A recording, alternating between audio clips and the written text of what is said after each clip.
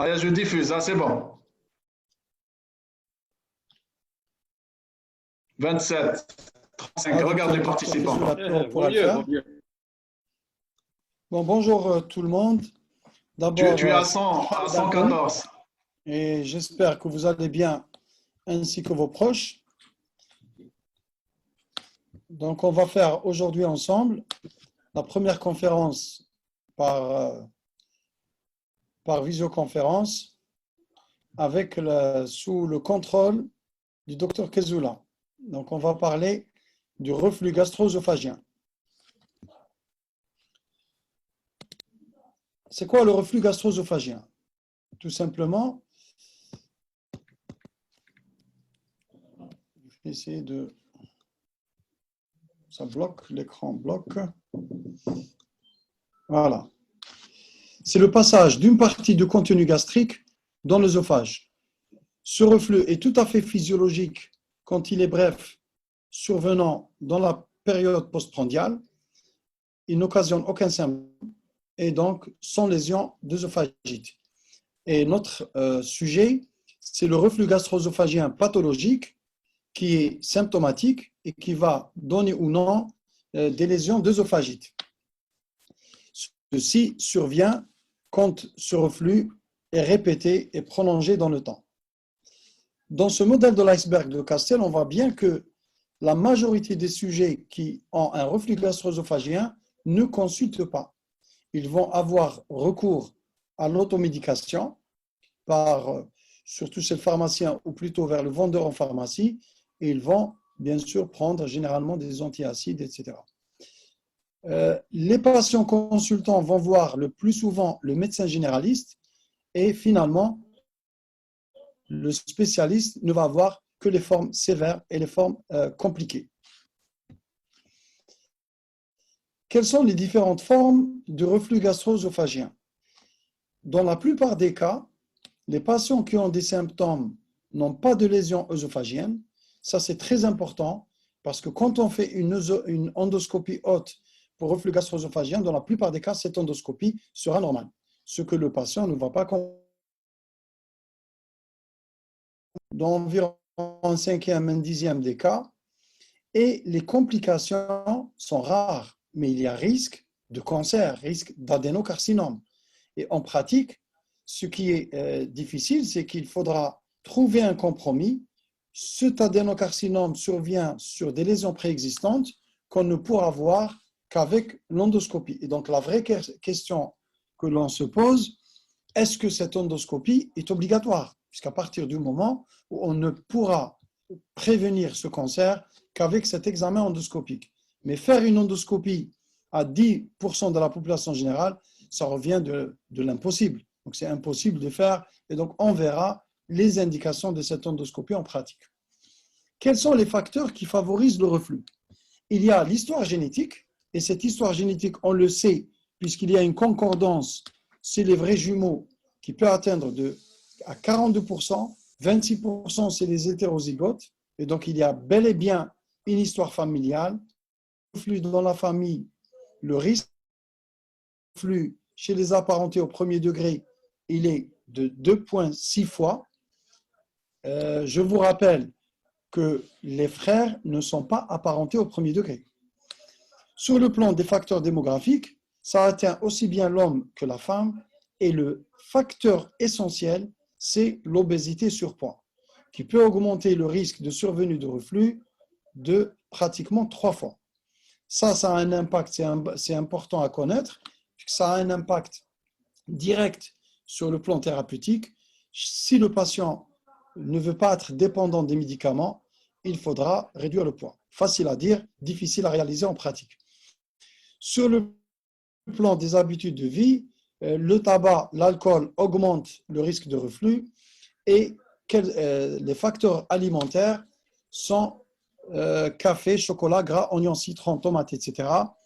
J'ai mis un point d'interrogation puisque ces éléments ne sont pas rapportés par tous les patients. Et donc, sur le plan pratique, il faut les rechercher et quand ils y sont, c'est finalement le patient qui va faire les régimes d'éviction. C'est ciblé au cas par cas puisque ces facteurs ne sont pas retrouvés de manière homogène chez tous les patients. Quels sont les facteurs impliqués? Je vais insister sur les deux facteurs essentiels. Pourquoi a-t-on un reflux? Eh bien, le reflux est dû essentiellement à une défaillance du système anti-reflux. Et ce système anti-reflux est représenté essentiellement par le sphincter inférieur de l'œsophage. Vous savez que vous allez faire cours sur physiologie de l'œsophage. On va dire que l'œsophage est subdivisé en trois parties sur le plan physiologique. Un sphincter supérieur de l'œsophage qui s'ouvre après la déglutition, un corps de l'œsophage dont le péristaltisme va assurer la progression du bol alimentaire jusqu'à l'estomac, et d'une zone physiologique de haute pression composée par le sphincter inférieur de l'œsophage qui va s'opposer à la remontée de ce qu'il y a dans l'estomac, dans l'œsophage. Dans le reflux gastro-œsophagien, il y a une défaillance de ce système et les facteurs qu'on a énumérés avant ont un impact négatif sur le fonctionnement de ce sphincter inférieur de l'œsophage qui va se relâcher de manière excessive, de manière prolongée et répétée dans le temps, en dehors de toute déglutition, puisque ce sphincter n'est censé s'ouvrir que lorsqu'on déglutit, chose qui est logique, pour permettre le passage du bol alimentaire dans l'estomac. Quand il y a une défaillance du système anti-reflux de ce sphincter, eh bien, le contenu gastrique, représenté par l'acidité gastrique, va agresser l'œsophage et occasionner des symptômes et ou des lésions d'œsophagite. Et donc, l'acidité gastrique, ça représente l'agresseur. Pourquoi on parle de la sécrétion gastrique acide alors qu'on est dans un chapitre physiopathologie, alors que cette sécrétion gastrique acide est tout à fait normale? Parce que sur le plan thérapeutique, malheureusement, on n'a pas jusqu'en 2020 des médicaments qui vont corriger cette défaillance du sphincter inférieur de l'œsophage. Et donc, sur le plan thérapeutique, on sait très bien agir sur cette sécrétion gastrique acide qui est, je vous le rappelle, qui est normale. Mais on est efficace pour la réduire de façon efficace et donc agir sur les symptômes de façon efficace. Et la question qui va se poser légitimement, est-ce que le fait d'agir sur cette sécrétion gastrique acide qui est normale, est-ce que ça n'expose pas à des effets secondaires éventuels? On va le voir plus loin. Le deuxième facteur, c'est la hernie hiatale par glissement. C'est quoi une hernie hiatale par glissement?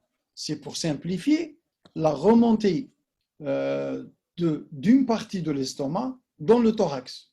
Et cette remontée, vous voyez bien, là, il y a les deux piliers du diaphragme, et ça, c'est ce qu'on appelle le hiatus, et cette poche, en principe, elle ne devrait pas exister. Comment on diagnostique cette hernie hiatale par glissement en endoscopie? Eh bien, en endoscopie, ce qu'on voit, la muqueuse œsophagienne est une muqueuse rose pâle, c'est un tissu malpigien, comme vous le savez, pavimenteux, kératinisé, pavimenteux stratifié, non kératinisé, ça apparaît en rose, alors que la muqueuse gastrique, qui est glandulaire, elle est rouge. Et la ligne de démarcation entre les deux muqueuses, ça s'appelle la ligne Z. Quand on calcule la distance entre cette ligne Z et hiatus, elle ne doit pas dépasser les 2 cm. Si l'estomac remonte, la ligne Z va remonter alors que le hiatus reste ici et donc la distance va dépasser les 2 cm.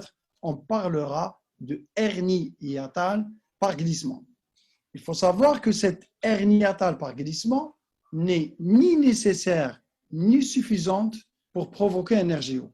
Ça veut dire qu'on peut avoir hernie hiatale par glissement sans reflux et on peut avoir un reflux sans hernie hiatale par glissement. Mais quand on a un reflux avec une hernie hiatale par glissement, on a tendance à avoir un reflux gastro-œsophagien plus sévère. Et donc, elle joue plutôt un rôle aggravant. Quelles sont les manifestations cliniques de reflux gastro-œsophagien, en pratique, il y en a deux. C'est le pyrosis. C'est quoi un pyrosis? C'est des brûlures rétrosternales ascendantes, volontiers aggravées par l'antiflexion.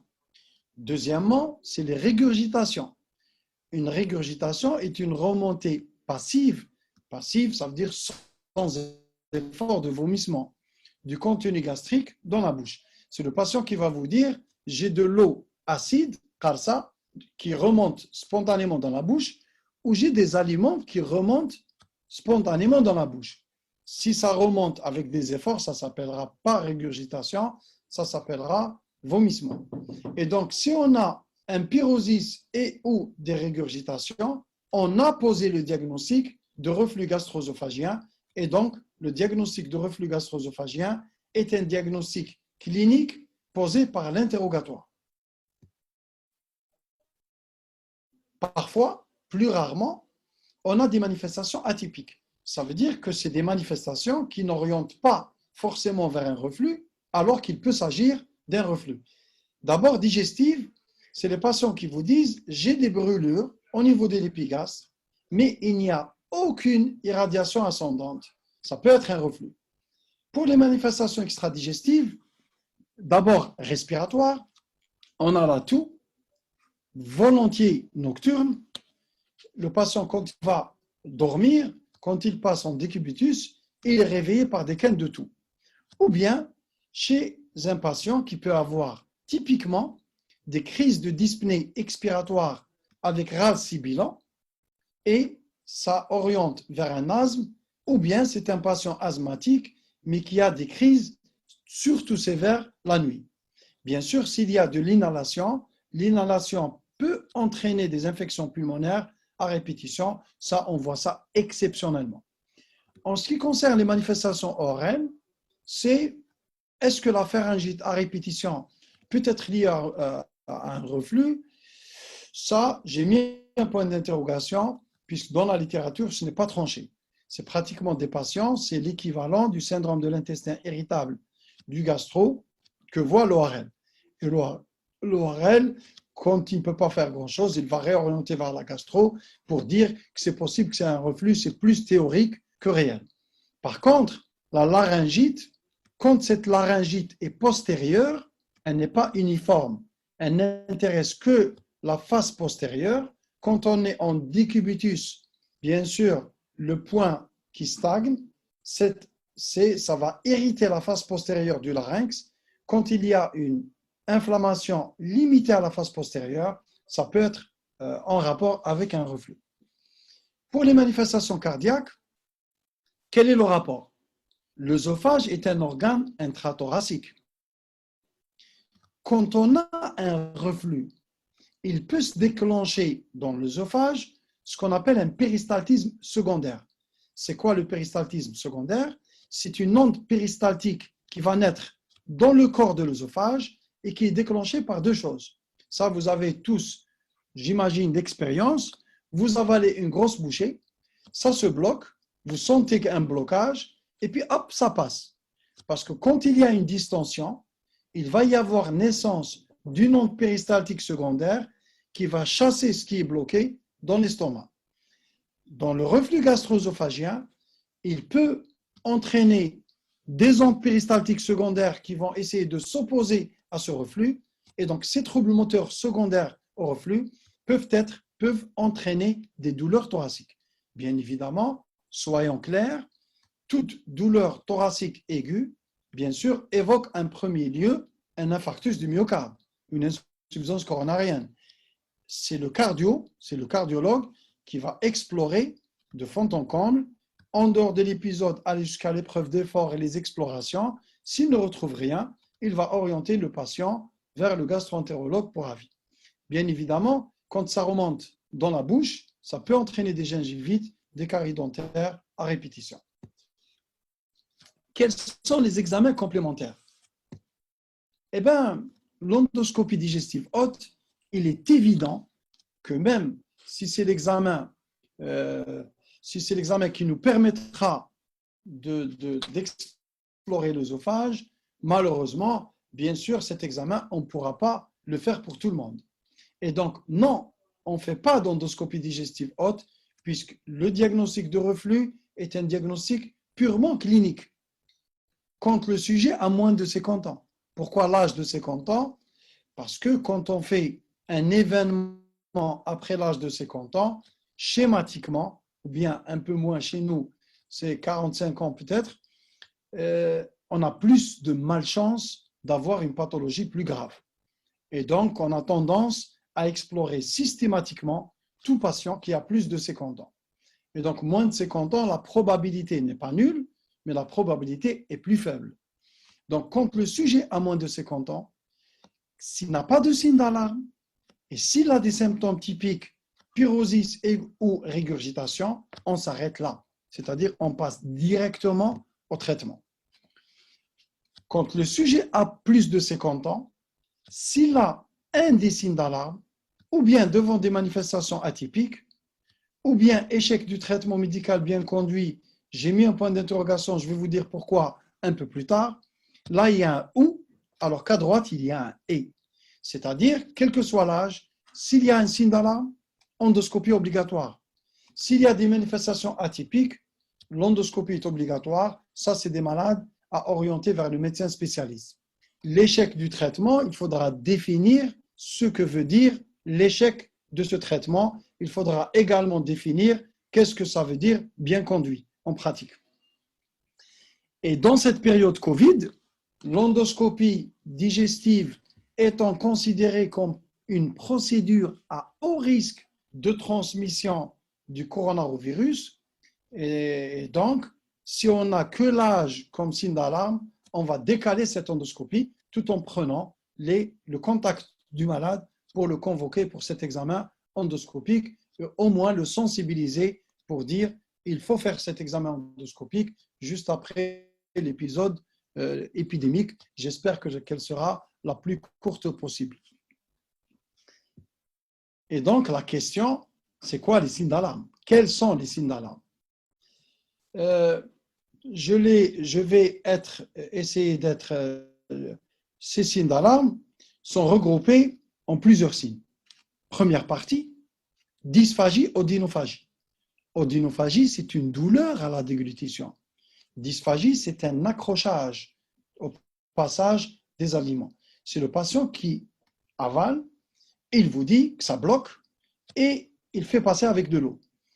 Si on a une dysphagie, évidemment, c'est qu'il se passe quelque chose au niveau de cet œsophage. Il faut l'explorer avec une endoscopie. Donc, premier groupe de signes, c'est dysphagie, odynophagie. Je vais mettre la plaque en bleu après, comme ça, vous allez mieux retenir. Deuxième groupe de signes, c'est tout ce qui est saignement. L'hémorragie, que ce soit hématémèse, que ce soit méléna, ou bien une anémie. Et donc, un RGO avec, on va poser la question sur la couleur des selles. Si elle est noire, nauséabonde, et vous montrez une couleur noire, bien sûr, ça veut dire qu'il y a un saignement. L'endoscopie est obligatoire. S'il y a de l'hématémèse, bien évidemment également, et dans l'exploration d'une anémie fériprive, de toute façon, l'endoscopie digestive haute est un examen obligatoire. Donc, vous avez déjà 5 signes. Dysphagie, odynophagie, premier groupe. Deuxième groupe, saignement qui regroupe hématémèse, méléna ou l'anémie, une anémie fériprive.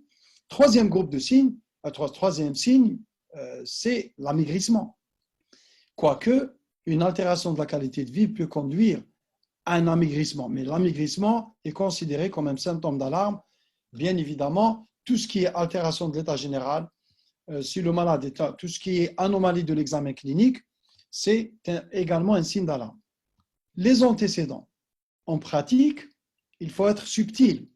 Vous allez poser la question au malade, est-ce que dans la famille, est-ce qu'il y a un antécédent de chirurgie, de chirurgie gastrique?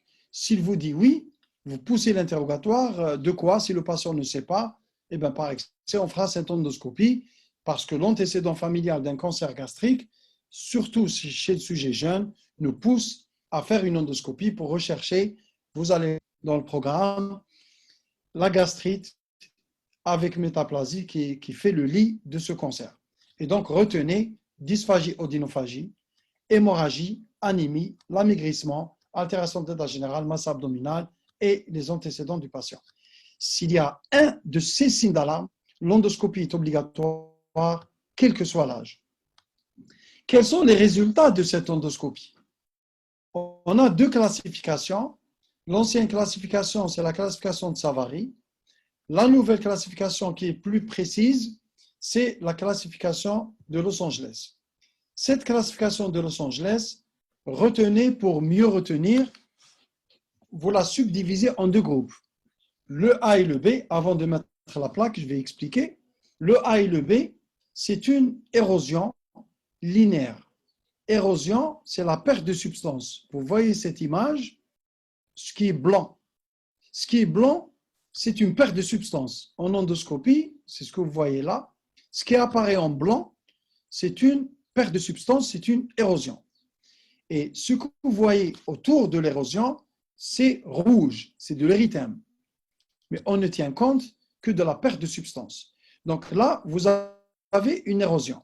Là, vous avez une érosion linéaire. Là, vous avez une érosion linéaire, une petite ici, mais celle-là, cette petite et celle-là ne communiquent pas. Et donc, on va parler d'érosion non confluente. Si les érosions ne sont pas confluentes, c'est soit un A, soit un B. Qu'est-ce qui fait la différence entre le A et le B? C'est la longueur. Si ça fait moins de 5 mm, c'est un A. Si c'est supérieur ou égal à 5 mm, c'est un B. Comment on va calculer les millimètres en endoscopie? La pince à biopsie de l'endoscopie haute, ouverte, elle a une envergure de 5 mm. C'est-à-dire quand on est au début de l'endoscopie, on ne connaît pas un petit peu les mensurations, on va s'aider avec une pince à biopsie, on l'ouvre. Si ça fait plus, c'est un B. Si ça fait moins, c'est un A. Par contre, si vous voyez là, il est et vous voyez là une autre érosion, et elles communiquent. Si elles sont confluentes, c'est soit un C, soit un D. C'est soit à Los Angeles C, soit à Los Angeles D. Si ça atteint, qu'est-ce qui différencie le C et le D? Si ça atteint moins de 75% de la circonférence, c'est un Los Angeles C. Si c'est supérieur ou égal à 75%, c'est ce que vous voyez sur l'image de droite, c'est un Los Angeles D. Allez, on va faire un passage pour voir si vous avez bien retenu. Et donc, pour le Los Angeles A, c'est une ou plusieurs érosions de moins de 5 mm qui ne communiquent pas. Supérieur ou égal à 5 mm, mais toujours ça ne communique pas. Et donc cette partie, vous pouvez l'oublier pour retenir le A et le B. Pour le C et le D, elles communiquent entre elles. Moins de 75%, c'est un Los Angeles C. Supérieur ou égal à 75%, c'est un Los Angeles D. Voilà, quelques images. Voilà, ça c'est un Los Angeles. Ça fait, là, c'est la ligne Z.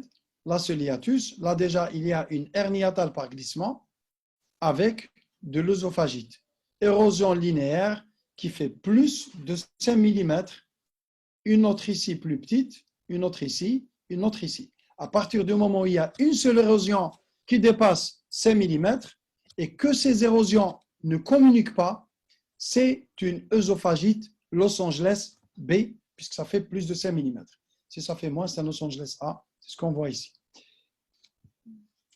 Voilà, Los Angeles C, il y a une communication, mais ça atteint moins de 75% de la circonférence. Et là, on a une œsophagite sévère, grade D de Los Angeles, et vous voyez très bien qu'il y a une communication, les érosions atteignent. Là, à droite, c'est le C, à gauche, c'est le D. Désolé, là, je dois changer les slides. Là, c'est de Los Angeles D. Vous voyez que ça atteint toute la circonférence ici, pratiquement toute la circonférence ici, puisqu'il y a cette zone-là qui reste saine, mais ça atteint largement plus de 75% de la circonférence. Pour l'œsophagite sévère, là, on a le stade 4.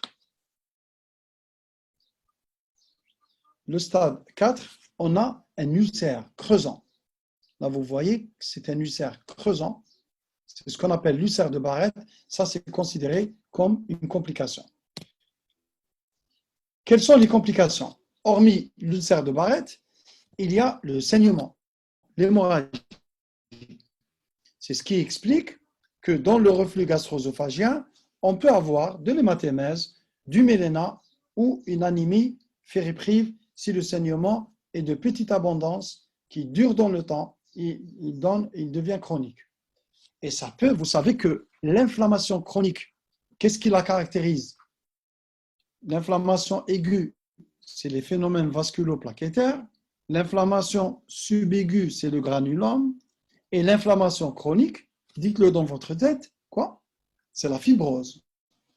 Et quand les lésions sont circonférentielles, cette fibrose va entraîner une rétraction et ça va donner une sténose. Cette sténose, c'est ce que vous voyez là. Il y a un rétrécissement large avec une muqueuse sussténotique qui est ulcérée ici, qui est inflammatoire. Là, on a, avec un saignement, là, on a une sténose ulcérée sur la circonférence. Là, on a une sténose avec des ulcérations là, là et là.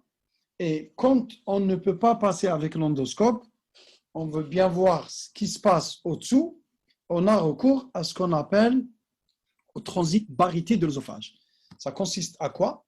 On donne aux patients de la baryte, qui est un produit laiteux, qui va épouser les contours, et vous voyez très bien sur cette image que ce rétrécissement est très bien apparent, il est tout à fait régulier, il est tout à fait axial, et ça c'est ce qu'on appelle une sténose peptique. Cette sténose va entraîner de la dysphagie.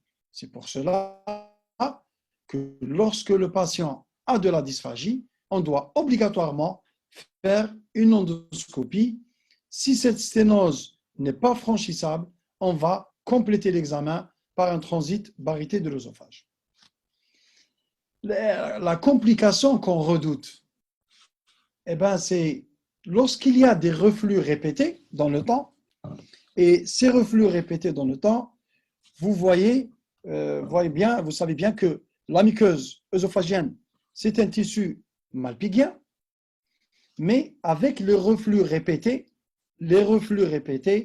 cette muqueuse va être remplacée par une autre muqueuse d'architecture normale, mais de localisation anormale.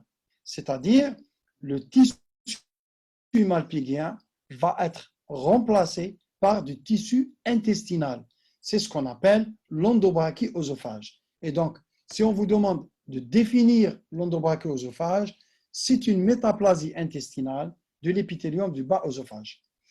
Sur cet épithélium, vous vous rappelez, j'espère, que la muqueuse œsophagienne, elle est rose pâle, alors que la muqueuse glandulaire, elle est plutôt rouge. Et donc, en endoscopie, là, lorsqu'on voit ces images, on voit très bien, là, ici, un îlot de muqueuse rouge au sein de la muqueuse rose pâle. Et donc, cette muqueuse que vous voyez là est un îlot d'endobrachie œsophage. Ce qui est intéressant à connaître, à savoir, c'est que cette métaplasie intestinale, malheureusement, expose au risque de dysplasie, qui est d'abord une dysplasie de bas grade. Finalement, cette dysplasie de bas grade va donner de la dysplasie de haut grade pour aboutir finalement à l'adénocarcinome in situ et, si on laisse évoluer, à l'adénocarcinome invasif. Et donc finalement, ce RGO, l'une des complications, bien que très rares, mais redoutée et redoutable, est l'évolution vers cet adénocarcinome.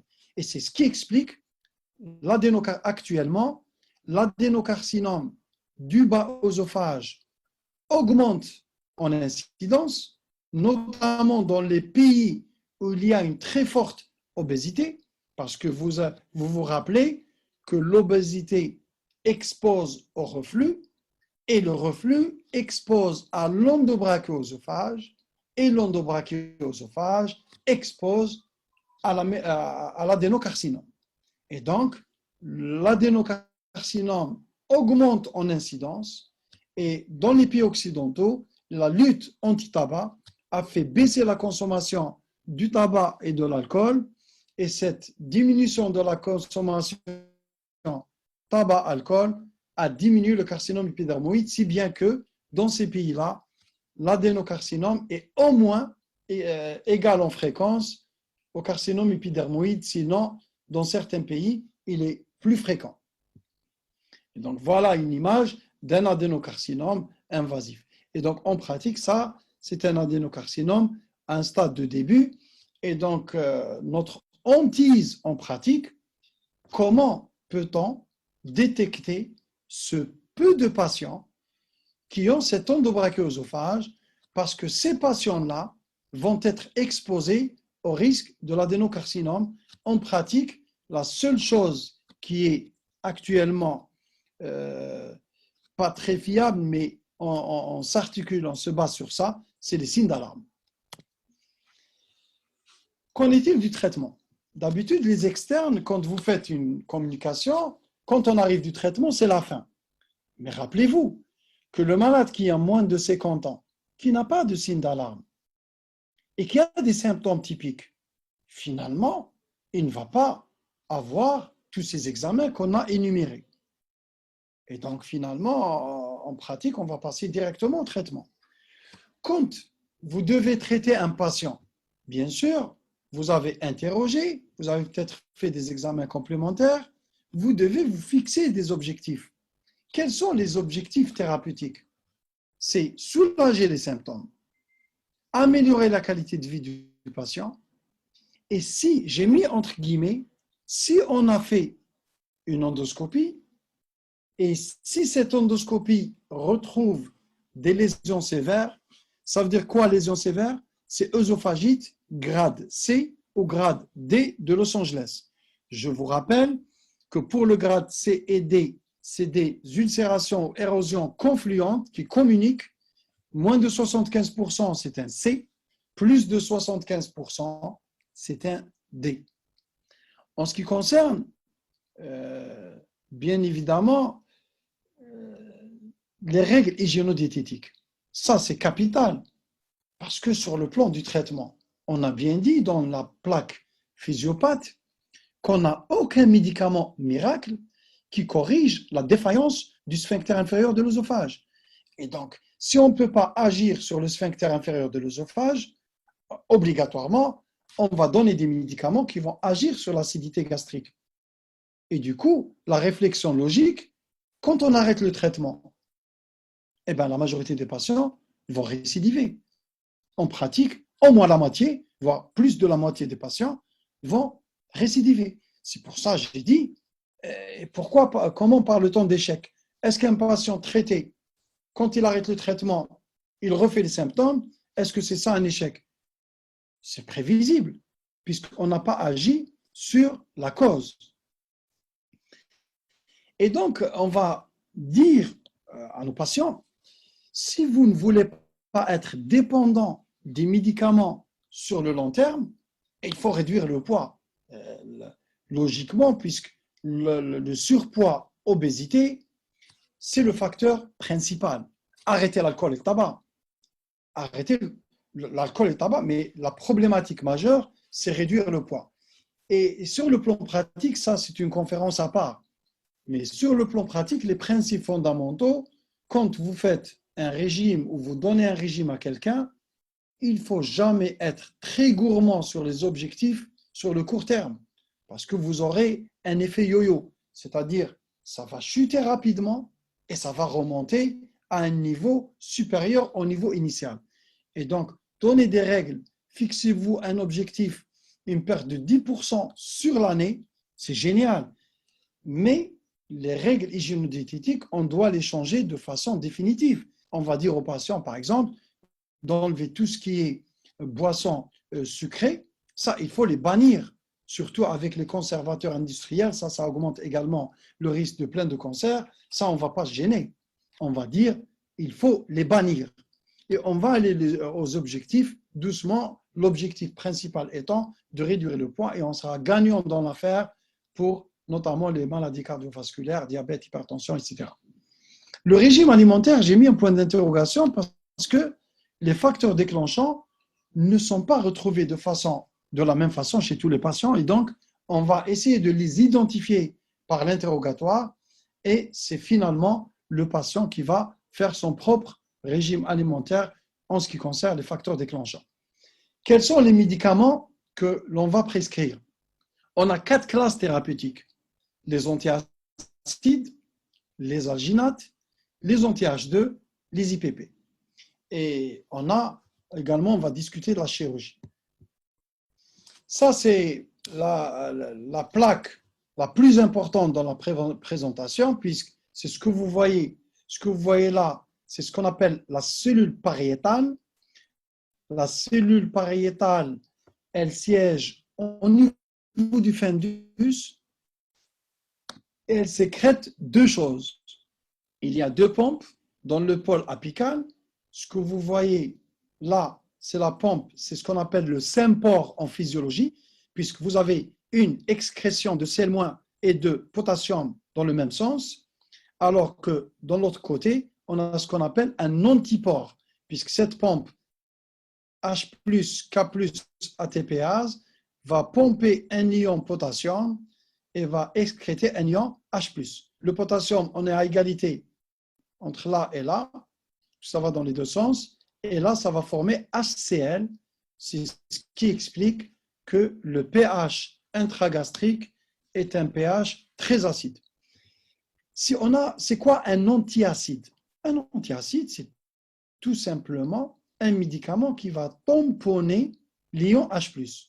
Ça comporte HCO3- plus H+, H2CO3, et donc ça tamponne les ions H+. Ça a l'avantage d'agir rapidement. L'action de l'antiacide, elle est rapide, puisqu'elle neutralise l'acidité de façon rapide. Malheureusement, cet effet rapide va s'éteindre rapidement, et donc les indications des antiacides, on va les voir tout à l'heure. Les alginates, je n'ai pas mis sur cette plaque, en fait c'est la présentation un petit peu ancienne, je me suis trompé dans la présentation. L'alginate, c'est quoi un alginate? Un alginate, c'est un médicament qu'on va avaler après un repas. Ça va remonter en premier dans l'œsophage, ça va couvrir l'œsophage, ça a un effet couvrant et ça va créer un obstacle entre l'acidité gastrique et la paroi œsophagienne. Vous voyez dans le pôle basal de la cellule pariétale, cette cellule pariétale, elle sécrète HCl et le facteur intrinsèque, qui n'est pas mis ici puisque ce n'est pas l'objectif c'est pas dans l'objectif du cours. Elle sécrète donc le facteur intrinsèque et HCl. Dans le pôle basal, on a l'acétylcholine qui va stimuler la sécrétion acide. C'est ce qui explique la chirurgie qui est très rarement faite actuellement, c'est la vagotomie. Lorsqu'on supprime le vague, on va supprimer cette sécrétion par l'acétylcholine, cette stimulation vagale. Deuxièmement, l'histamine. L'histamine stimule la sécrétion gastrique acide. C'est ce qui explique l'action de ce qu'on appelle les anti-H2, puisque ça, c'est le récepteur H2 de l'histamine. Les H2 antagonistes, c'est la ranitidine. Cette ranitidine, son avantage en pratique, c'est que ça a un effet rapide, moins puissant que les IPP dont on va parler, mais donc ces anti-H2 vont agir rapidement.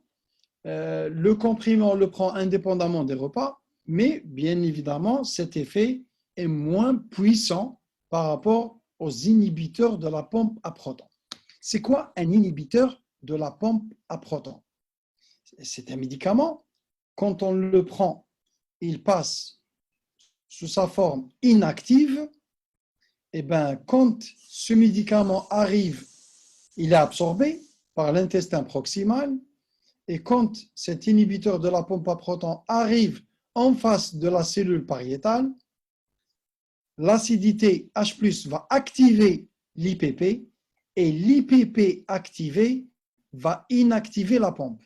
Je vous rappelle que cette pompe est une protéine, sa fonction est dépendante de sa conformation tridimensionnelle et l'IPP activé, qu'est-ce qu'il va faire? Il va prendre, rappelle un petit peu les souvenirs de la terminale, l'acide aminé cystéine, entre deux cystéines, il va induire la formation d'un pont disulfure, il va dénaturer la pompe de façon irréversible et elle ne pourra plus sécréter des ions H+. Et donc, je répète, l'IPP, quand il arrive ici, il est sous sa forme inactive. L'H+ va activer l'IPP. Quand l'IPP est activé, il va agir sur la pompe en créant un pont disulfure entre deux cystéines et cette pompe sera dénaturée de façon irréversible. Ça veut dire que la pompe à protons, ça veut dire quoi? J'ai dit deux choses.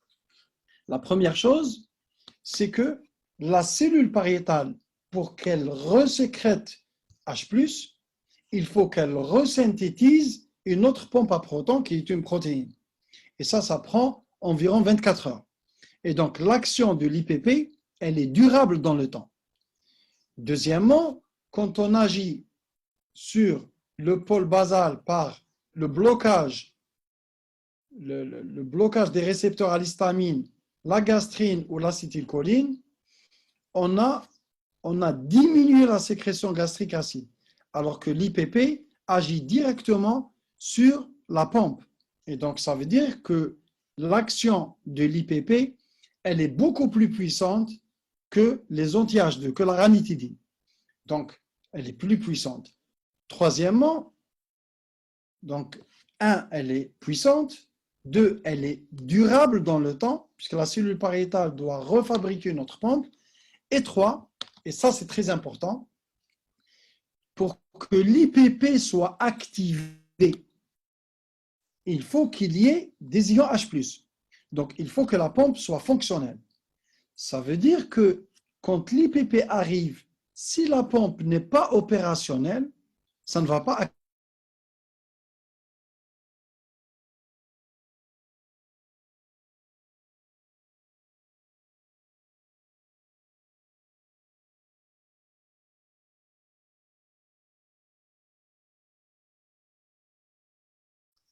Ça veut dire, pour être pratique, quand vous préconisez un IPP, quel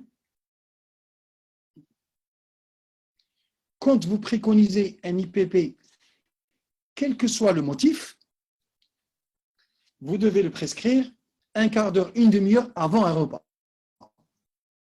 Parce que comme ça, le patient va prendre l'IPP, le temps que ça soit absorbé, il va prendre un repas, le repas va activer les pompes et chaque pompe activée va se suicider puisqu'elle va être inactivée. On va augmenter l'efficacité des IPP. Et donc, le fait de prendre l'IPP après un repas ou le soir au coucher, c'est une mauvaise prescription. Ça va réduire l'efficacité de cet inhibiteur de la pompe à protons. Et donc, comment on va utiliser antiacide, alginate, anti-H2, IPP en pratique? Dans le marché, vous voyez que le RGO est très fréquent dans la population générale et donc il y a plusieurs IPP, puisque les laboratoires fabriquent beaucoup d'IPP puisqu'il y a beaucoup de gains là-dedans. Il y a 5 grandes classes: l'oméprazole, l'esoméprazole, pantoprazole, lansoprazole, rabéprazole. Et dans le marché algérien, des oméprazoles, il y en a plusieurs, les oméprazoles, etc. L'oméprazole, les IPP existent tous, soit en pleine dose, soit en demi-dose. Pourquoi on a conçu les demi-doses? Parce que quand on traite un malade pour un reflux gastro-œsophagien, c'est un traitement symptomatique. Et ce traitement symptomatique, quand le patient arrête la prise du médicament, les symptômes peuvent récidiver. Et donc, on pourra avoir à traiter le patient au long cours. Et quand on donne des médicaments au long cours, on veut bien les donner à la dose la plus faible possible. C'est pour ça qu'il y a conception des demi-doses. Donc, si le patient va bien avec la demi-dose, ça vaut mieux que la pleine dose. Donc, pour l'oméprazole, demi-dose 10 mg, pleine dose 20 mg. Les oméprazoles, demi-dose 20 mg, pleine dose 40 mg. Pantoprazole 20-40, l'onzoprazole 15-30. Le rabéprazole n'existe pas sur le marché algérien, mais bon, 10 mg, pleine dose 20 mg. Les 4 premiers existent sur le marché sous différentes formes. Je vous rappelle que vous pouvez poser vos questions par texto, et comme ça, je vais voir un petit peu les questions à la fin de la communication. Je vais essayer de répondre à la majorité des questions. En pratique, on est devant 3 situations. Première situation, RGO typique. Je vous rappelle, RGO typique, les symptômes, c'est pyrosis et ou régurgitation. Si le patient a moins de 50 ans, s'il n'a pas de signe d'alarme. Ça, c'est la première situation. Ça change puisqu'on ne va pas faire d'endoscopie. Deuxième situation, on a un RGO typique, mais le sujet a plus de 50 ans. Ou bien, il a des signes d'alarme. Là, vous imaginez bien, vous avez compris qu'on va devoir l'explorer par un examen endoscopique. Et puis, la troisième situation qui concerne surtout le médecin spécialiste, c'est les manifestations atypiques. Donc, première situation, RGO typique, pas de signe d'alarme, âge moins de 50 ans. Eh bien, on a bien compris, l'endoscopie initiale n'est pas nécessaire. On va mettre sur l'ordonnance 1 voire 2 médicaments maximum. Pour rester dans la pratique, bien sûr, vous avez recherché les signes d'alarme, bien recherché, bien examiné le patient, il n'y a pas de signe d'alarme. Vous prenez une ordonnance, vous mettez par exemple, oméprazole. Oméprazole, c'est des gélules à 20 mg, une gélule, une demi-heure avant le petit déjeuner. Vous l'écrivez, vous l'expliquez au patient pendant 4 à 6 semaines. Vous mettez QSP 4 semaines. Vous allez me dire, et si le patient a des symptômes la journée et la nuit, et ça lui bousille la qualité de vie, vous pouvez, chez ces patients-là, logiquement, donner, par exemple, oméprazole, une gélule une demi-heure avant le petit déjeuner, une gélule une demi-heure avant le dîner, pas le soir au coucher, avant le dîner, pendant, par exemple, 2 semaines, et puis pendant 4 semaines, une gélule une demi-heure avant le petit déjeuner. QSP, 6 semaines. Et les IPP ont une action puissante, durable, dépendante du repas, ça vous l'avez bien compris, mais chez certains malades, le contrôle des symptômes n'est pas optimal.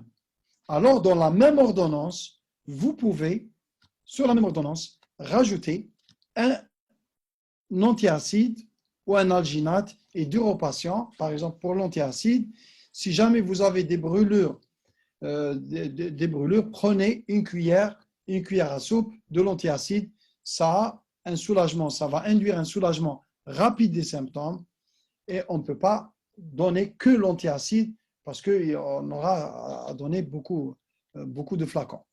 Donc, l'ordonnance va comporter un seul médicament, voire 2 au maximum. Expliquez au patient. Ça marche, on va arrêter le traitement et on va voir ce qui se passe. Vous allez me dire, mais pourquoi vous arrêtez le traitement, sachant que on n'a pas agi sur la cause. Bien sûr, vous avez interrogé le patient, vous avez corrigé les règles hygiéno-diététiques. Je vais vous mettre une autre présentation plus récente parce que là, je me suis trompé dans la présentation. Les règles hygiéno-diététiques, vous allez dire manger le soir tôt, bien mastiquer, ne pas prendre des repas très copieux le soir, éviter le gras le soir puisque la vidange gastrique est ralentie, ne pas dormir immédiatement après un repas, respecter un délai d'au moins de 3 heures, arrêter les facteurs déclenchants, et puis là, on va récupérer environ 40% des malades qui ne vont pas récidiver. Les 60% restants, ils vont récidiver, on va voir de quelle manière et on va les prendre en charge. Échec, ça ne marche pas. Si ça ne marche pas, eh ben, l'endoscopie haute est obligatoire, puisqu'il faut voir ce qui se passe à l'intérieur. Deuxième situation, il s'agit d'un ergiotypique, c'est-à-dire pyrosis et ou régurgitation. Le sujet est âgé de plus de 50 ans, ou il y a un ou, signe d'alarme. Un des signes d'alarme suffit pour faire une endoscopie. L'endoscopie initiale est nécessaire. Cette endoscopie, soit elle va retrouver une œsophagite non sévère, soit elle va être strictement normale. Ça veut dire quoi, œsophagite non sévère? Ça veut dire œsophagite grade A ou B de Los Angeles. Je vous rappelle que pour le grade A et B de Los Angeles, c'est une érosion, c'est des érosions ou ulcérations linéaires qui ne communiquent pas, non confluentes.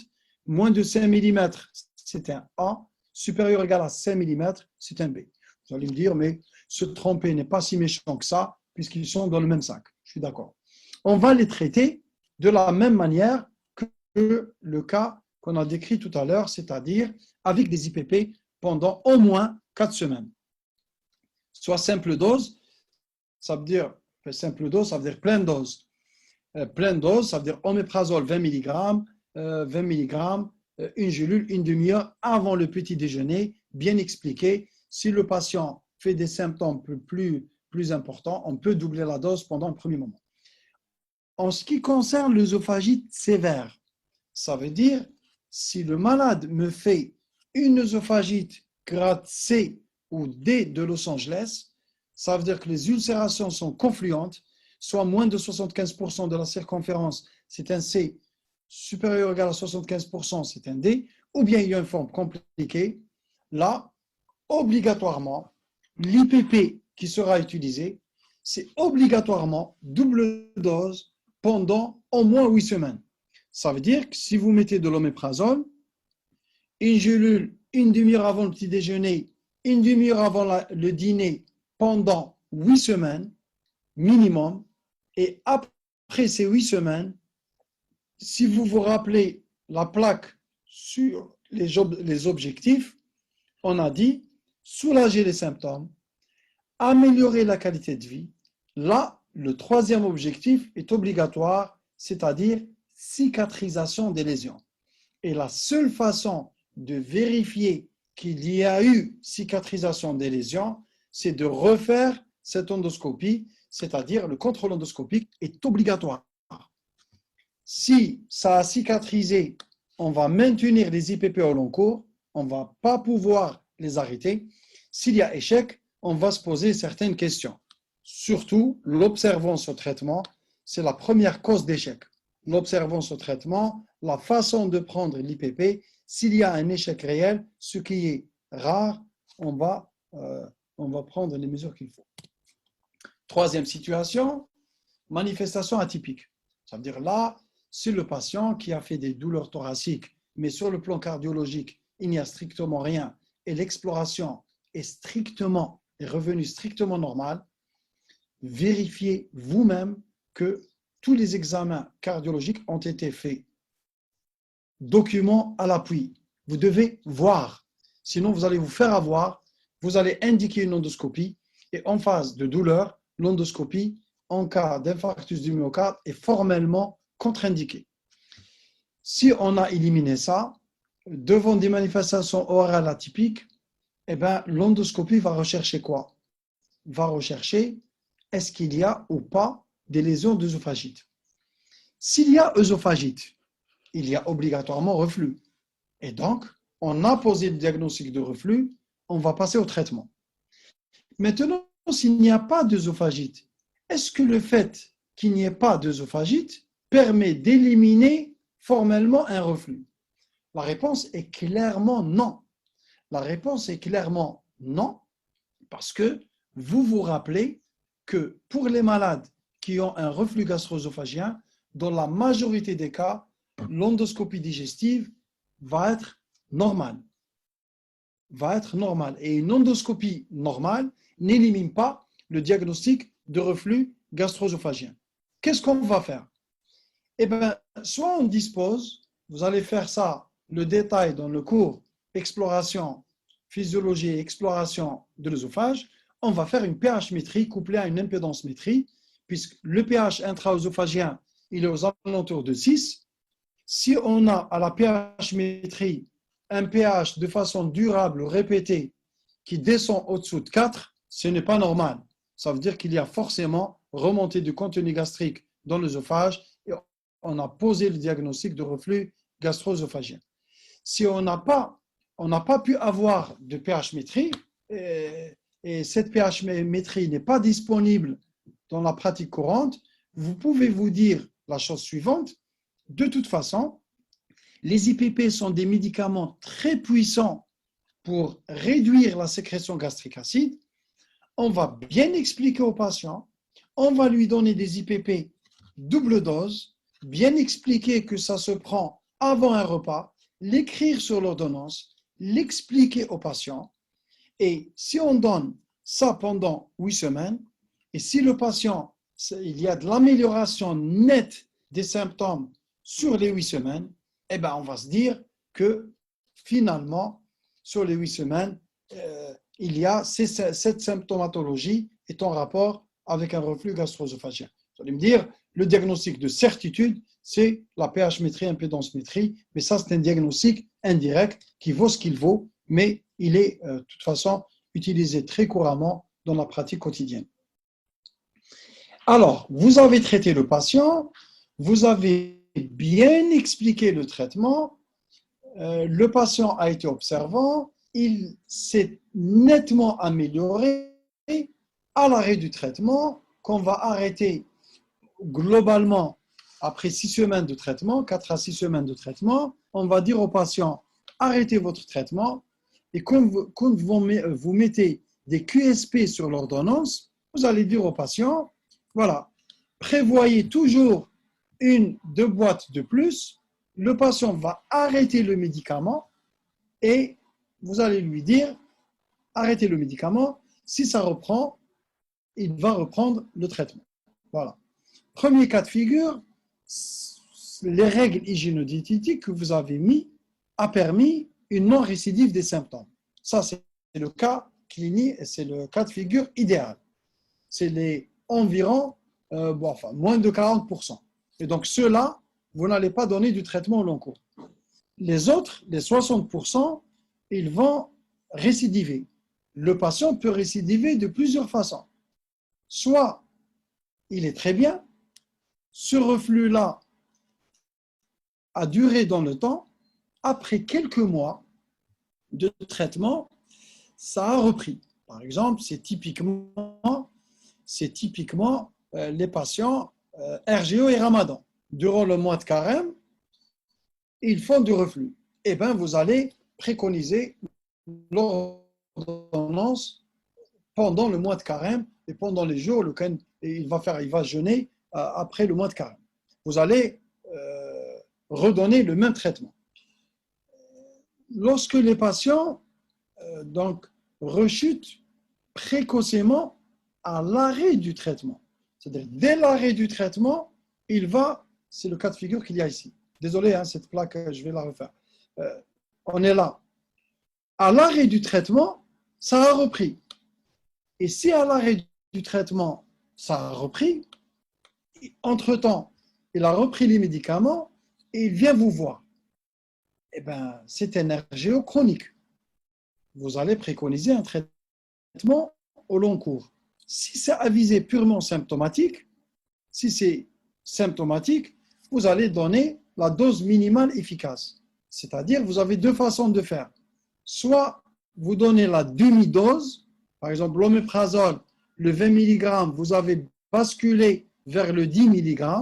Une deuxième façon de faire, c'est de dire au patient, prenez un jour oui, un jour non.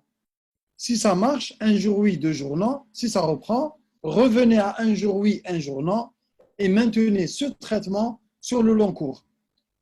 Le patient va vous dire, est-ce que je peux arrêter par moment et voir ce qui se passe? Eh bien oui, ce n'est pas méchant. Vous avez des médicaments, vous arrêtez, vous voyez ce qui se passe. Si ça reprend, eh bien, reprenez les médicaments.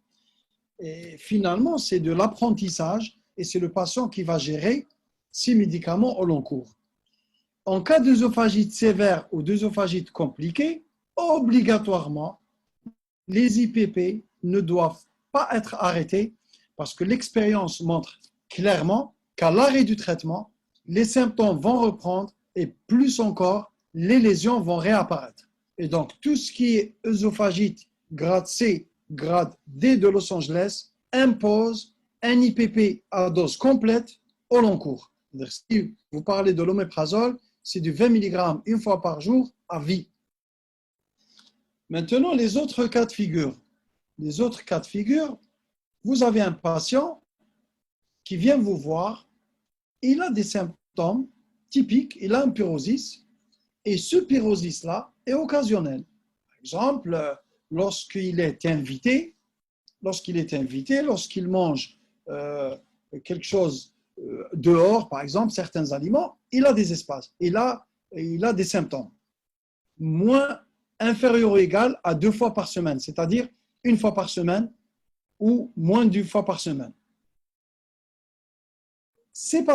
Pour ces patients-là, les IPP ne sont pas de bons médicaments. Parce que s'il fait un épisode de reflux 1 fois par hasard, vous avez besoin d'un médicament à action rapide, même s'il n'est pas très puissant.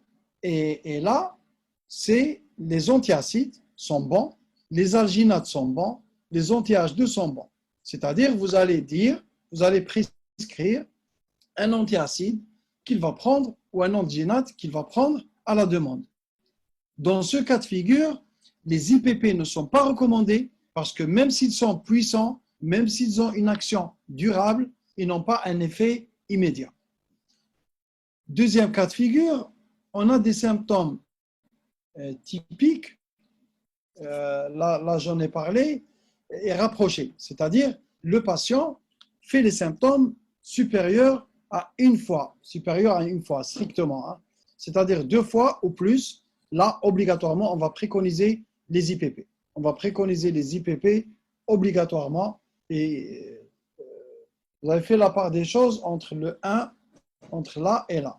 Là, c'est des symptômes typiques espacés 1 fois par semaine ou 1 fois plus d'1 semaine. Là, les IPP ne sont pas recommandés. Antiacide, alginate, anti-H2.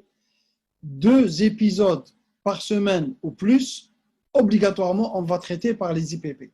Avec les IPP, on peut mettre un antiacide pour un meilleur contrôle des symptômes. La question que les patients vont vous poser obligatoirement, actuellement, il y a débat. Vous allez sur Google, vous mettez effets secondaires des IPP. Les patients vont le faire, puisque systématiquement, quand vous mettez des médicaments au long cours, les patients redoutent les effets secondaires.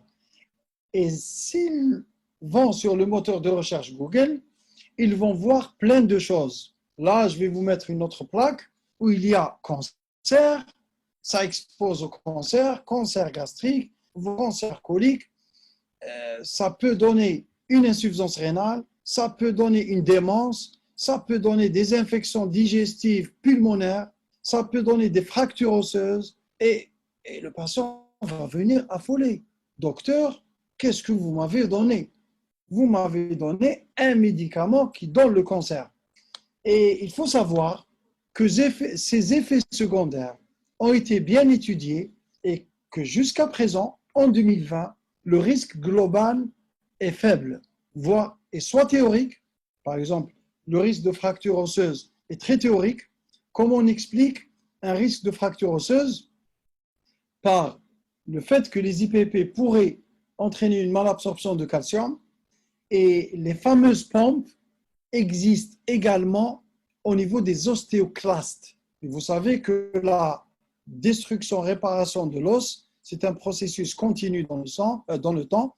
Et si on va inhiber ces pompes au niveau des ostéoclastes, on va fragiliser l'os et on va exposer au risque de fracture osseuse, du moins sur le plan théorique. Ça n'a jamais été prouvé dans la vraie vie. Et donc, ce que vous devez retenir finalement, et ce que vous devez dire à votre patient, lorsqu'on donne des médicaments, il y a un rapport bénéfice-risque. Il faut respecter scrupuleusement les indications.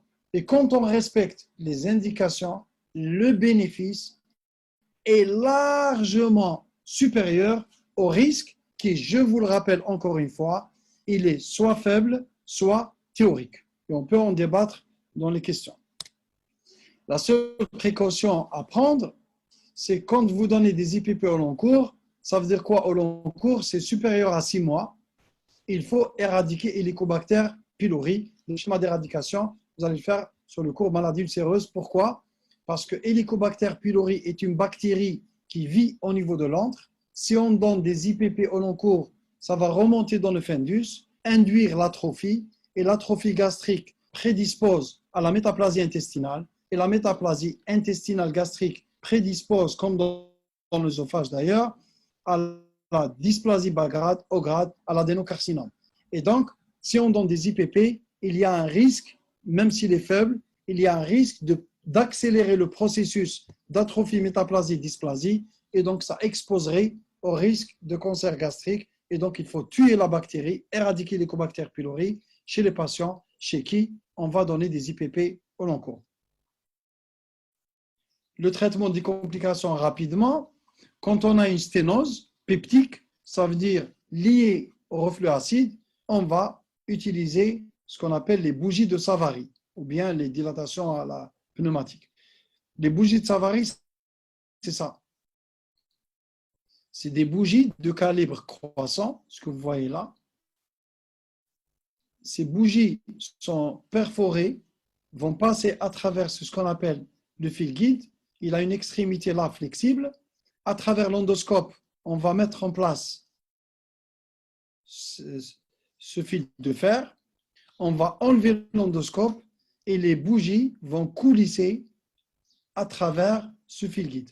Et ça va augmenter le calibre et ça va entraîner, dilater, ça va améliorer la dysphagie, on va la faire disparaître. Et quand on dilate une sténose peptique, ça, on peut faire la même chose avec une chambre avec de l'air, une chambre qu'on gonfle. Et lorsqu'on traite une sténose peptique, bien sûr, on doit obligatoirement éviter la récidive de cette sténose et le malade va être dépendant des IPP au long cours. Par exemple, dans ce cas de figure, vous n'allez pas dire on ne prend pas les IPP au long cours parce qu'il y a risque de ceci, cela. Le risque de survenue de cette sténose, bien sûr, il est plus grave que ce risque théorique. Et encore une fois, même pour certaines complications, même s'il existe, il est faible. La deuxième complication, c'est l'endobrachéosophage. Eh ben, lorsqu'on retrouve cet endobrachéosophage, on doit surveiller le malade parce que cet endobrachéosophage expose à la dysplasie et cette dysplasie, soit il n'y a pas de dysplasie, on va espacer de 2 à 5 ans. Qu'est-ce qui explique cet intervalle? Parce que l'intervalle, là je ne vais pas détailler, ce n'est pas pour les externes, c'est pour le spécialiste. Le rythme de la surveillance, il va être fonction de la longueur de cet endobrachéosophage. Vous imaginez bien que plus l'endobrachéosophage est lent, plus le risque est grand, plus on va raccourcir la durée de cette surveillance. Quand il y a de la dysplasie, c'est confirmé, la dysplasie bas grade, pourquoi on doit confirmer? Parce que sur muqueuse inflammatoire, l'anatomopathologiste risque de surclasser. Ça veut dire qu'il risque de dire qu'il y a dysplasie alors qu'il n'y a pas dysplasie. Donc, on doit traiter le patient énergiquement avec des IPP, double dose, cicatriser les lésions et après reprendre le malade et refaire des biopsies. S'il y a toujours de la dysplasie bas grade, on va faire un geste sur cette dysplasie. On va faire des méthodes d'ablation. Cette plaque est un petit peu ancienne. On va faire des méthodes d'ablation, de traitement de cette dysplasie. De même que pour la dysplasie haut grade, on va faire des traitements, pour la plupart des traitements endoscopiques pour enlever ces zones de haut grade et détruire l'endobactéosophage et puis maintenir les IPP en long cours. Finalement, la chirurgie. La chirurgie, il faut savoir, finalement, c'est le seul traitement à visée physiopathe. C'est le seul traitement qui va agir sur l'anomalie et agir sur le système anti-reflux.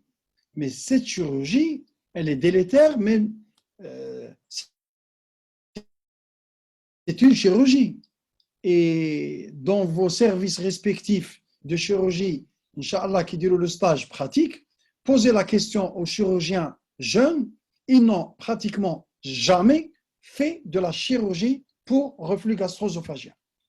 Pour les anciens, pour les très anciens, ils faisaient cette chirurgie et dans le temps, ils vont vous dire que ça a diminué et actuellement, on ne la fait pratiquement plus. Pourquoi? Quelle est l'explication? L'explication, c'est l'efficacité du traitement médical. Parce qu'un traitement médical bien conduit est très efficace dans la quasi-totalité des cas du reflux gastro-œsophagien. Ça répond à toutes les situations et ça traite pratiquement tous les cas de figure.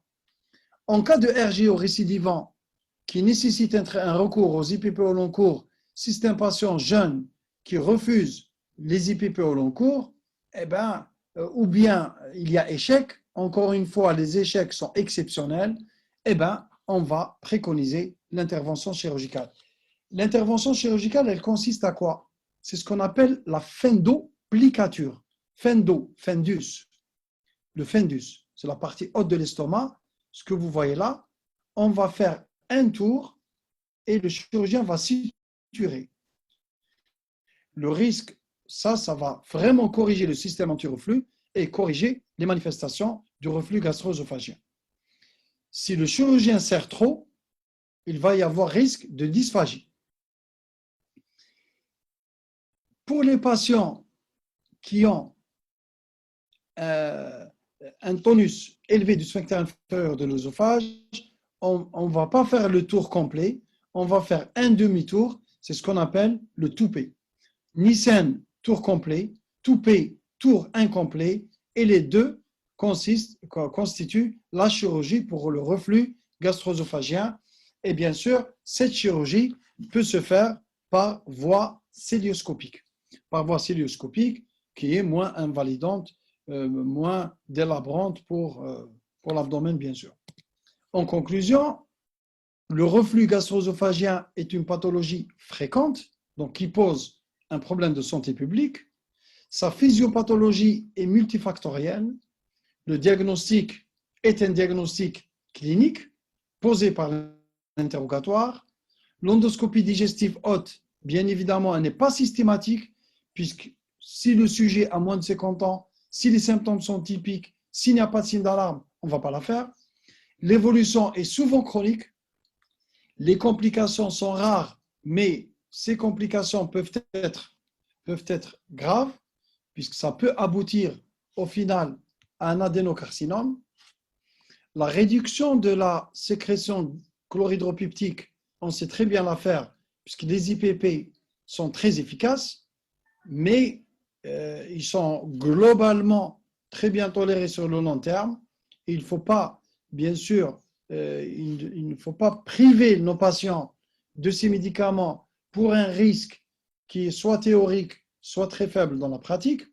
L'éradication des Helicobacter pylori est recommandée en cas d'IPP au long cours. Désolé pour la présentation. Je vais vous mettre la présentation actualisée. Il y a eu des changements. Je vais vous mettre dans la page, mais globalement, ça revient à ça. Hein. Et donc, je vous remercie pour votre attention. Et là, je vais lire vos questions. Je ne sais pas Kizoula s'il est là. Kizoula est parti. Hein. S'il est parti, tu peux te connecter, Kizoula, si tu es là. Non, je suis là. Étudiant, je te suis de près, t'inquiète. On a quand même de l'audience. Je vais voir quelques questions.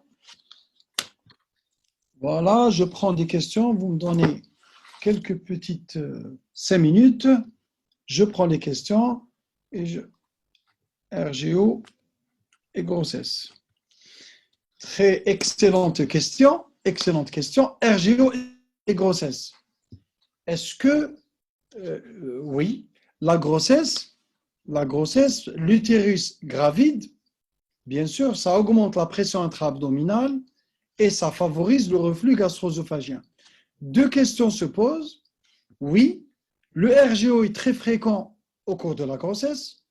La deuxième question qui se pose, est-ce que je peux utiliser, est-ce qu'il y a des contre-indications? Eh bien, il faut savoir que les médicaments, que ce soit la ranitidine, que ce soit les antiacides, que ce soit les alginates, que ce soit les IPP, ne sont pas contre-indiqués chez la femme enceinte. Bien évidemment, il y a plus de recul avec la ranitidine. Si vous voulez être safe, il y a plus de recul avec la ranitidine dans le temps. Vous pouvez utiliser la ranitidine plutôt que les IPP, mais sachez que les IPP ne sont pas contre-indiqués chez la femme enceinte. La question, pourquoi on a des crises d'asthme en cas de RGO? C'est par phénomène réflexe, c'est-à-dire ce n'est pas des crises d'asthme, c'est des crises de dyspnée expiratoire avec sibilant. La valeur sémiologique, c'est la bronchoconstriction au niveau périphérique. Et ça, par effet réflexe, quand on a un reflux gastro-œsophagien, il peut y avoir cette bronchoconstriction comme dans l'asthme, et ça peut donner des dyspnées expiratoires avec sibilant. Il faut dire que c'est rare. Par contre, ce qui est plus fréquent, c'est que chez l'asthmatique, les médicaments préconisés ont un impact négatif sur le sphincter inférieur de l'œsophage et ça peut favoriser le reflux. Et chez quelqu'un qui a un véritable asthme allergique, s'il a des symptômes volontiers nocturnes, etc., on peut penser au reflux et en traitant le reflux, on va améliorer pas mal de patients. L'acidité et l'agresseur, pourquoi on considère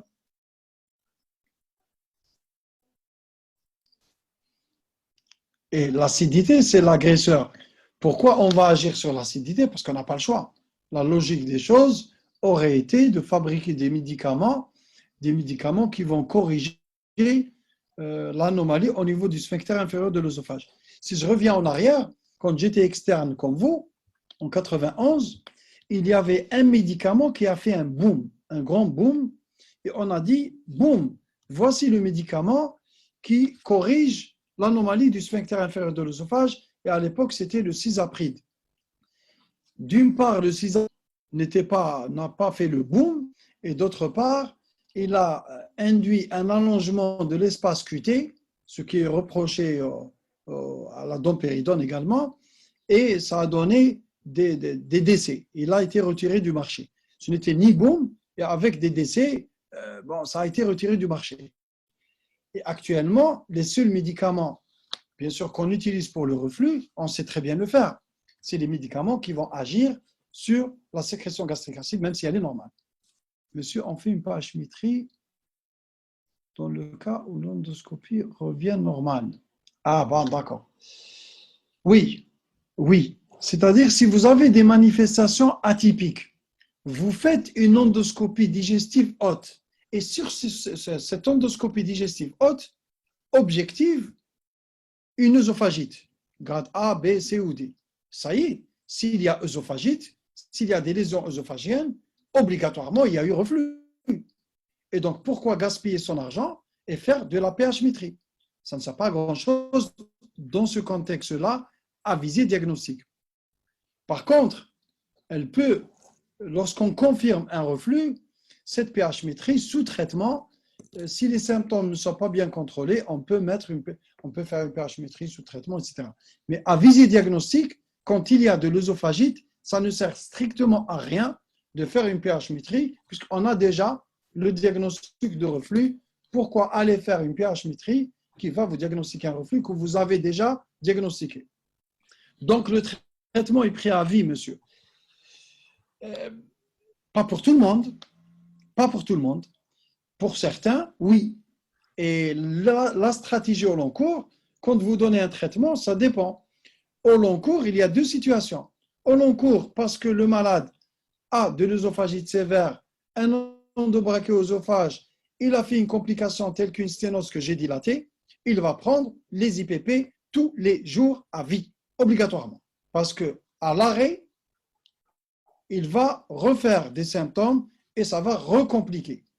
Ça, c'est la première situation. Indiscutablement, à vie, tous les jours. Deuxième situation, le malade a une œsophagite non sévère ou pas d'œsophagite, il est très bien amélioré quand il est sous traitement, mais bon, quand il arrête le traitement, ça revient. Dans ce cas de figure, il va prendre au long cours, mais, il y a un mais, je vais rechercher la dose minimale efficace. C'est-à-dire, je vais basculer vers la demi-dose, un jour oui, un jour non, et le malade pourra de lui-même faire des fenêtres thérapeutiques, puisque l'objectif à ce moment-là, c'est d'améliorer sa qualité de vie. C'est à lui de voir. Certains patients vont vous dire que pendant la période de vacances, etc., je vais bien. J'ai des patients qui me disent, par exemple, qui travaillent qui vont aller périodiquement dans le sud. Quand je suis chez moi, ça va. Et bien, quand je voyage, ça ne va pas. Et bien, il prend les médicaments quand il voyage. Puis c'est tout. Classification des lésions du RGO est la même avec celle… Ah non, pas du tout. RGO, c'est une chose. Caustique, c'est autre chose. On va voir ça demain, Inch'Allah. Que veut dire simple dose? J'aurais dû dire pleine dose. Simple dose, c'est pleine dose. Simple dose, ça veut dire dose unique pleine. Pleine dose. Je vais enlever ce mot simple parce que ça va créer la confusion. Retenez deux mots, pleine dose, demi-dose. Pleine dose, demi-dose. C'est tout. Simple dose, on va l'enlever. Pour patient de poids normal sans oesophagite. Point normal, point normal, c'est le même traitement. Hein. Obèse, point normal, c'est exactement, ça ne change rien du tout. Obèse, reprise des symptômes à l'arrêt du traitement, on va conseiller vivement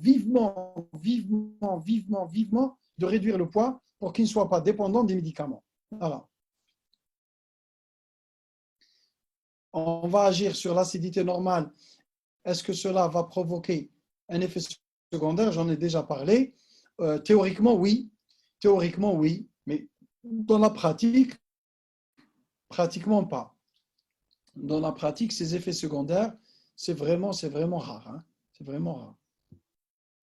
Je vais défiler. On parle double dose. Voilà. Double dose, ça veut dire pleine dose deux fois. J'espère que je suis assez clair. On va maintenir deux mots, pleine dose, demi-dose. Double dose, ça veut dire la pleine dose deux fois. Est-ce que c'est clair là? Vous ne pouvez pas répondre. Voilà. S'il vous plaît, l'explication sur le fait dépendre du repas. Les IPP dépendent du repas. Je réexplique que les IPP, quels qu'ils soient, quand on les prend, c'est absorbé, ça passe dans le sang, c'est sous leur forme inactive. Quand ça arrive face à la pompe à protons, ce qui les active, c'est la sécrétion H+, par la pompe à protons. Ça veut dire, si je suis à jeun, l'IPP arrive, la pompe à protons ne fabrique pas H+, et donc l'IPP ne va pas être activé. Et donc, ça ne va pas être efficace. Si cette pompe à protons fabrique un ion H+, ça va activer l'IPP, et l'IPP activé, qu'est-ce qui active les pompes? C'est les repas. Ça veut dire, je donne une demi-heure avant un repas, le temps que ça passe dans le sang, le temps que ça arrive en face de la cellule pariétale, cette cellule sécrète H+, ça va activer l'IPP, et l'IPP activé va inactiver la pompe. Là, la différence classification de Forest. Forest, c'est pour les hémorragies digestives. Vous allez faire le cours avec moi durant cette semaine, Inch'Allah. S'il vous plaît, l'explication.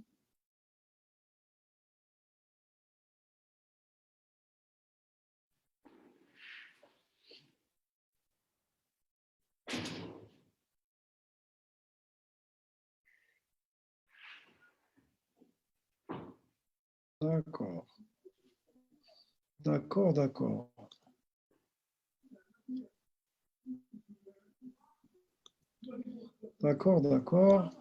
Je laisse ça.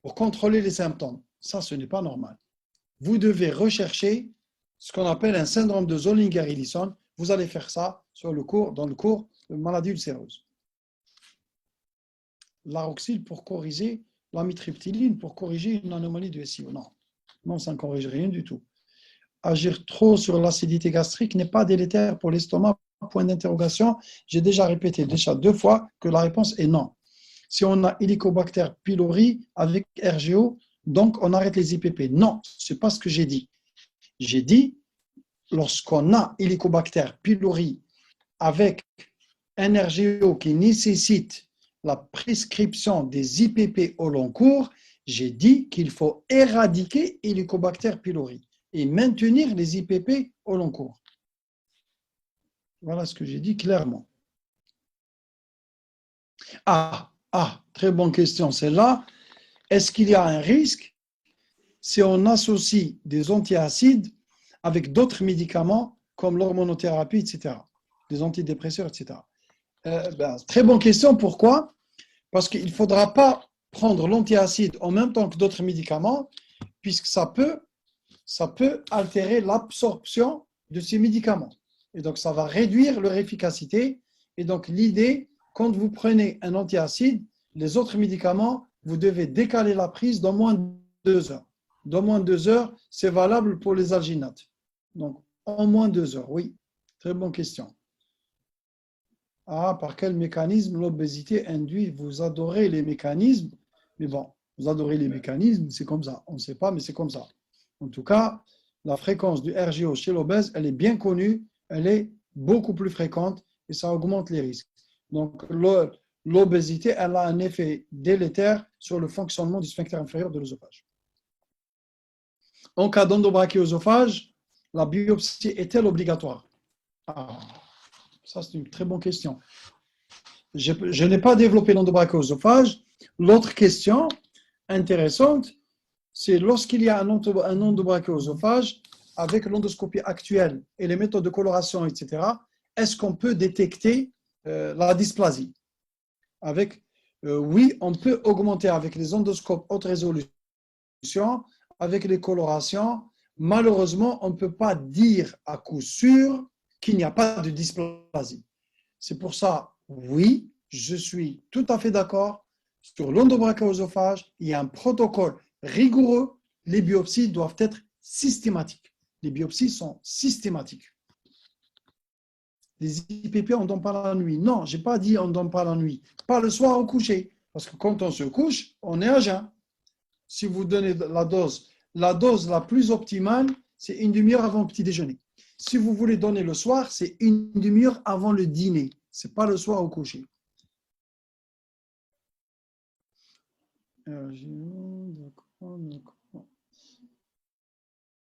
Je crois que c'est OK, simple dose, demi-dose. Simple dose, c'est pleine dose, demi-dose. On ne dit plus simple, hein, on enlève simple. Pleine dose, demi-dose. Là où on a dit simple, c'est plein. C'est corrigé sur la nouvelle présentation. Domperidone est-il contre-indiqué dans ce cas? Ben oui, c'est une bonne question. Domperidone, il n'a aucune place dans le traitement du RGO. Il n'a aucune place. Domperidone, il faut faire attention, puisque comme le fameux cisapride, ça peut entraîner un allongement de QT, trouble du rythme, et il y a des décès qui ont été décrits. Oui, d'accord. Domperidone, il n'a strictement aucune place. Excellente question. Très bien. Est-ce qu'il y a une différence entre les différents IPP? Est-ce qu'il y a une différence sur la puissance d'action, sur le délai d'action, etc. La réponse est oui. La réponse est oui. On va voir, quand on éradique Helicobacter pylori, on va dire la chose suivante.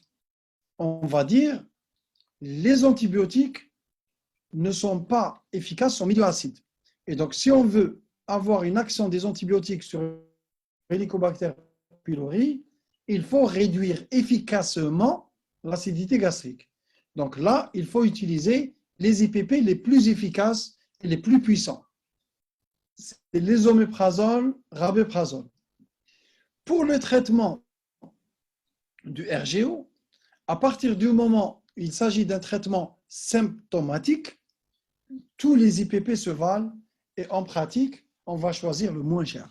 Parce que, encore une fois, les QSP peuvent être longues.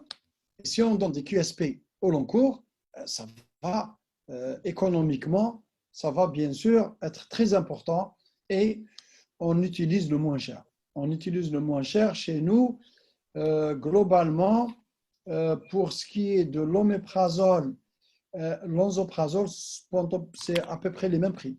Pour les oméprazoles, c'est plus cher. Et donc là, lorsqu'on n'a pas le choix, par exemple, dans une éradication d'Helicobacter pylori, on utilise les oméprazoles. Également, lorsqu'il y a une sténose, les oméprazoles étant orodispersibles, ça passe à travers la sténose, on va plutôt utiliser les oméprazoles. Mais globalement, l'efficacité est équivalente. Pour les différents stades 1, 2, 3 de Savary, vous oubliez Savary Miller, vous retenez Los Angeles A, B, C, D. Là, c'est plié. Quel est le traitement? L'éradication d'HP, on va le faire plus tard. Hein. On ne peut pas faire tout dans la même session. Déjà que ça a marché, c'est déjà bien. Ça a commencé par, enfin j'espère. RGO de l'enfant. Je serais prétentieux de parler de l'enfant alors que je suis un médecin de l'adulte. Ça, il faut poser la question au pédiatre. Mais globalement, on utilise globalement la même stratégie avec des doses moindres. Est-ce que le jeûne aggrave le RGO? Pendant le mois de carême, oui.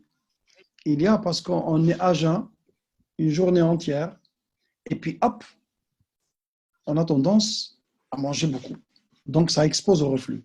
Deuxièmement, on prend du suhoor, et puis on dort directement. Eh bien oui, on a un RGO plus fréquent pendant le mois de carême. C'est pour ça, si on a un problème avec ça, on peut utiliser des IPP pendant ce mois.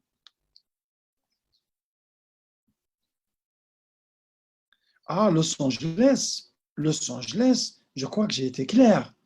La perte de substance, l'érosion, l'ulcération, c'est ce que vous voyez en blanc en endoscopie. Une érosion linéaire, une deuxième ou une troisième, si ça ne communique pas entre elles, c'est un Los Angeles A ou B. Moins de 5 mm, c'est un A. Supérieur ou égal à 5 mm, c'est un Los Angeles B. Ça communique, confluente, C, D. Moins de 75% de la circonférence, c'est un C. Plus de 75%, c'est un D. Les ésoprotons, oui, c'est un IPP, c'est de l'onzoprazole. Quel est l'IPP contre-indiqué? Ils ne sont pas contre-indiqués chez les immunodéprimés. Le seul problème, vous allez faire dans le cours sur la cirrhose, chez le cirrhotique, quand il fait une hémorragie, il peut faire de l'acide. Et lorsqu'on donne des IPP, théoriquement, on favorise plus de passage de bactéries dans le péritoine et ça favoriserait l'infection des liquides d'acide. Donc, chez le cirrhotique, lorsque la maladie est avancée, c'est ce qu'on appelle score child C, vous allez le voir, eh bien, les IPP, prudence dans la prescription des IPP. Mais les IPP ne sont pas contre-indiqués chez les immunodéprimés. Quel est le liquide de reflux? C'est la CL, c'est la sécrétion chlorhydropeptique. Ah, quel conseil? Traitement de RGE et Ramadan, règles hygiéno-diététiques. Ça, vous les savez, hein? Il ne faut pas trop manger, notamment direct. Bon, on est confiné, enfin, vous êtes confiné, moi je ne le suis pas. Et donc, le problème, quand on mange, on n'a pas où aller, on va dormir. Donc, l'idée, c'est de bien mastiquer, manger lentement. Et si malgré tout, on a un reflux qui nous empoisonne la vie toutes les matinées que le bon Dieu fait pendant le Ramadan, eh ben, on prend un IPP, et puis c'est tout. Est-ce que l'adénocarcinome peut toucher une personne jeune? Eh bien, oui.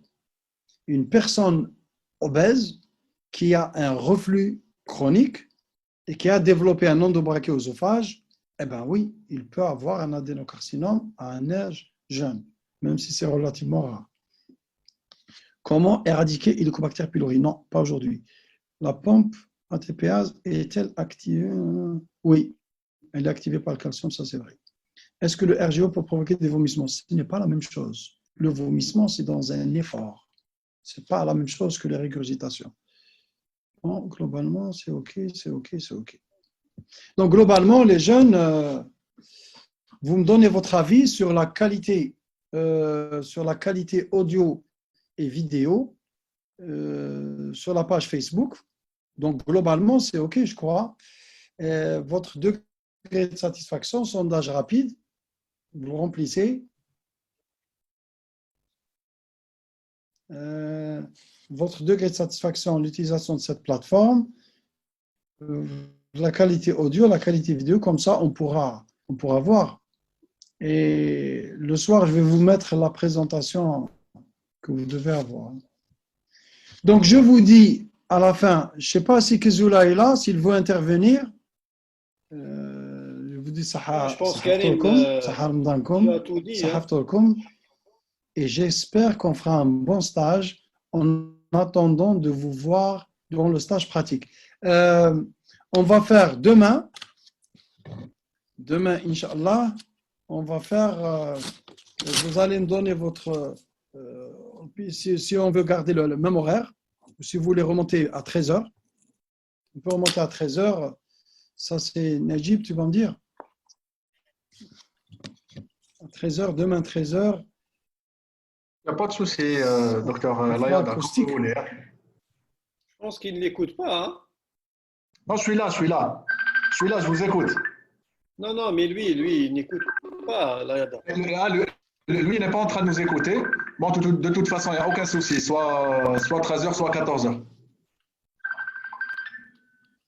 Vous remplissez le sondage, s'il vous plaît. Oui, Najib.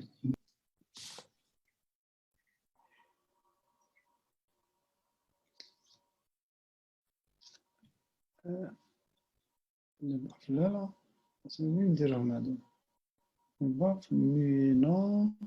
il bafoué plus.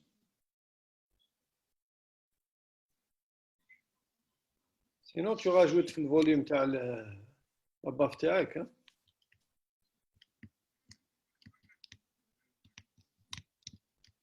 شو اسمه؟ بس أنا ماذا بيا je corrige اليوم. علاش pourquoi il y a un problème?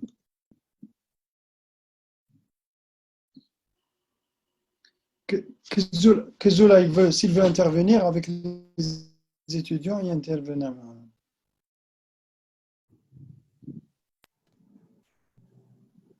Docteur Kezoula, est-ce que vous avez quelque chose à rajouter?